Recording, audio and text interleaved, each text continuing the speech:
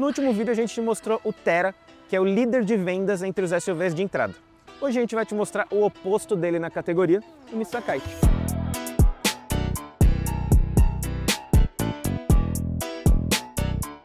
Três meses depois do lançamento, o Kite já era o modelo mais vendido da Nissan, superando quem? O Kicks. Será que o antigo Kicks é mais Kicks do que o Kicks novo? Fica aqui no vídeo que a gente vai descobrir juntos.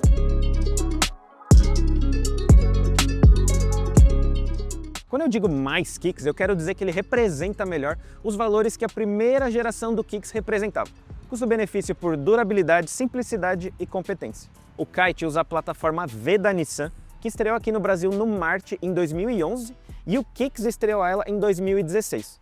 Então eu posso dizer que esse carro aqui já tem 10 anos. Os rivais diretos, Terra, Kardian, Pulse e WRV, têm projetos mais modernos, mas a maioria deles parecem mais um hatch do que um SUV. Então para quem gosta de ideia de mais carro pelo preço, o Kite é um prato cheio. Só não temos como saber muito sobre a segurança dele, porque ainda não teve os crash tests do Latching ANCAP no protocolo mais recente. O Kicks de primeira geração tirou 4 estrelas para adultos e crianças, mas foi no protocolo anterior. Como o protocolo atual é mais exigente e o design foi atualizado, não dá para tomar como base, mas pelo menos ele é bem servido de itens de segurança. O único SUV de entrada maior do que ele, por pouco, é o Honda WRV. Mesmo assim, o Kite se garante com 4,30 m de comprimento, 1,61 m de altura, 2,62 m de entre-eixos e porta-malas de 432 litros. Esses são os 432 litros do porta-malas do Kite. 112 litros a mais do que do Pulse, mas 26 litros a menos do que no WRV. Eu não me imagino precisando de mais espaço do que isso. O espaço aqui no banco traseiro é outro destaque do Kite. Sentado atrás de mim mesmo eu tenho tudo isso de espaço para as pernas. E o espaço lateral é bom até para 3 pessoas em trajetos mais curtos. Apesar de ele não ter a saída de ar-condicionado aqui atrás, ele tem essas duas USB-C e, por ser a versão Exclusive, é revestido com esse couro, com essas costuras coloridas aqui. Ele até tem o espaço para ser aceito como Uber Black, mas a categoria exige uma sensação de luxo e refinamento um pouco maior do que ele oferece, então ele não entra. O interior do Nissan Kite lembra bastante o Kicks da primeira geração, mas tem sutis diferenças. Primeiro, que o espaço aqui é muito bom, a altura para os ocupantes dianteiros é bem considerável e eu tenho bastante ajuste de banco e de volante também. Então é fácil achar a posição ideal de dirigir. E essa versão a topo de linha tem o painel digital com aquele de cristal líquido ali, a tela de 9 polegadas que é bem inserida no painel, só que isso já começa a entregar um pouco a idade, porque a maioria dos carros hoje tem a tela mais saltada, mais alta, para você não ter que tirar tanto a vista da estrada para enxergar, né? Mas tudo bem, eu gosto da posição ali, porque fica mais discreto, principalmente olhando de fora para dentro. Uma coisa que mudou em relação ao anterior é que agora as saídas de ar estão bem mais integradas ao design do painel. Antes elas eram redondinhas nas extremidades, ali também, então tá acompanhando bem mais a linha do painel.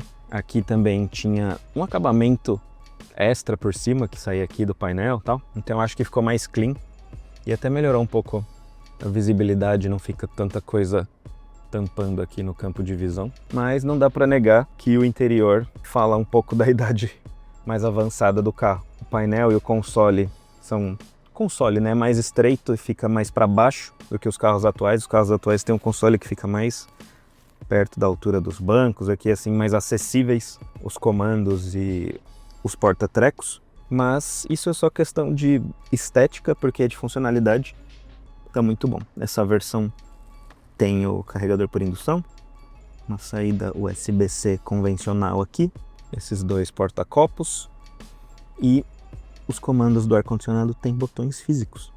Então essa é a vantagem de um carro com um projeto um pouco mais antigo. Aqui fica muito visível, não na câmera, né? Mas o motorista percebe muito bem o volume todo do capô. Os painéis de porta são quase iguais aos do Kicks, mas tem nessa versão acabamento de couro, imitação de couro aqui também, com as mesmas costuras nos bancos. O painel não é macio, mas também não é duro, é emborrachadinho, então dá uma sensação boa. Aqui ele tem comandos, os botõezinhos de luminosidade do painel, ajuste de altura do farol, e o volante tem todos os comandos para controlar as funções do mostrador, do painel de instrumentos. Então eu deixei configurado da forma menos intrusiva para todos os comandos, e eu gosto de ver o consumo, que estava muito bom antes da gente deixar o carro ligado parado. O banco também tem costuras de 2 cores, ele é bem macio, não mole, mas é macio, é confortável, não cansa em longos trajetos. E, resumindo, é basicamente um Kicks antigo que teve um facelift.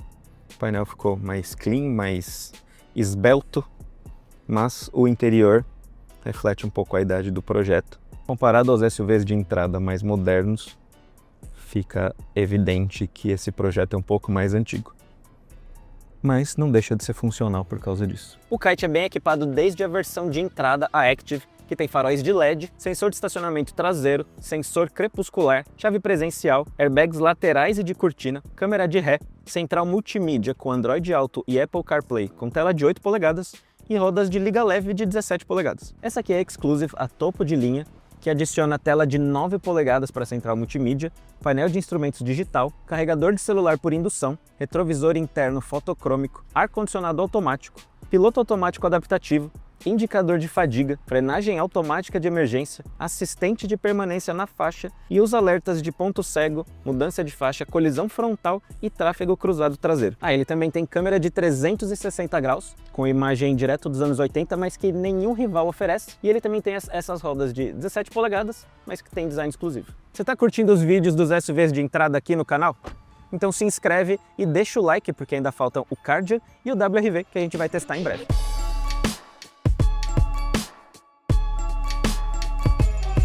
O Kite perdeu 1 centímetro de comprimento em relação ao Kicks Play, e eu deduzo que tenha sido aqui na dianteira, por causa dessa cara bem chapadona, e ele tem esses faróis que parecem olhinhos cerrados.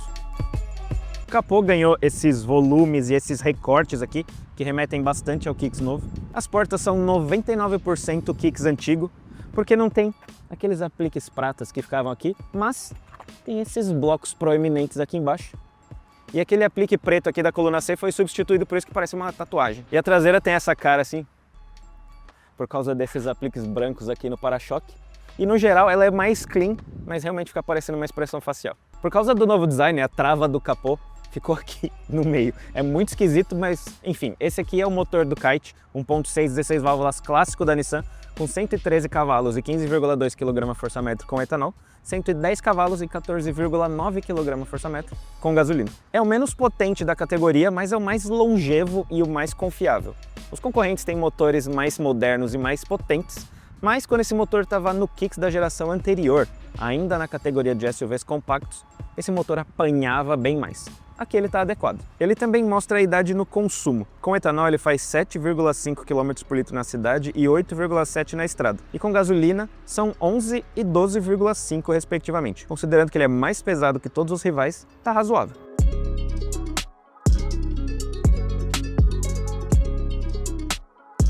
Nesse tempo que eu tô com ele, eu cheguei a fazer 9,6 km por litro de etanol, mas agora que o carro ficou parado com o motor ligado, tá mostrando 7,9 km por litro. E a culpa disso é por causa do câmbio CVT, que aqui tá até mais bem casado do que era no Kicks. Ele tá com umas respostas mais espertas, que fazem até o motor parecer mais potente, menos preguiçoso, mas eu fico dividido. Como ele é CVT, eu acho que ele não devia ter essas marchas simuladas.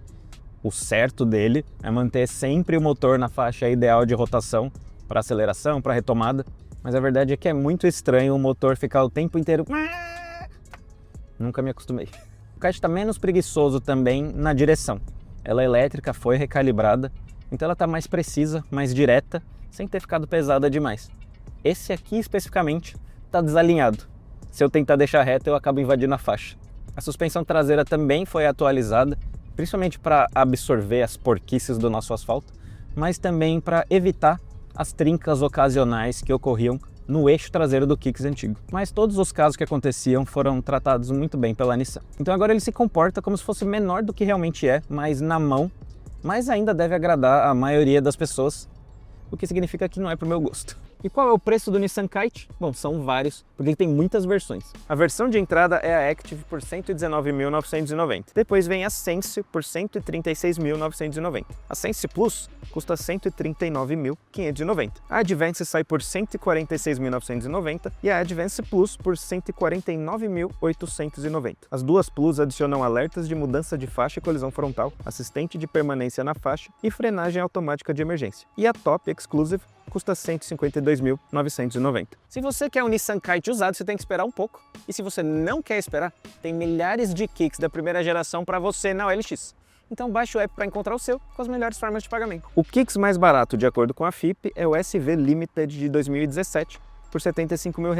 O primeiro ano do facelift é 2022 e o mais barato é o Sense, por R$ 85 mil. Os últimos são 2024 e vão de 96 mil até 116 mil reais. 2025 é o ano do Kicks Play, que começa em 115 mil e vai até 124 mil reais na tabela FIPE. O Nissan Kite vale a pena para quem quer custo-benefício acima de tudo. E a marca reconhece a importância desse público, tanto que manteve o seu queridinho na linha com nome e cara novos. E apesar de ele não ser o carro para mim, eu gosto muito dele, porque quando o Honda Fit saiu de linha, eu fiquei sem um carro para recomendar para todo mundo que me perguntava que carro devo comprar. Agora eu tenho essa resposta na ponta da língua. Mas isso pode mudar quando a gente testar o WRV. Então se inscreve no canal para descobrir e comenta aí embaixo que carro você recomenda para todo mundo que pergunta. Tchau!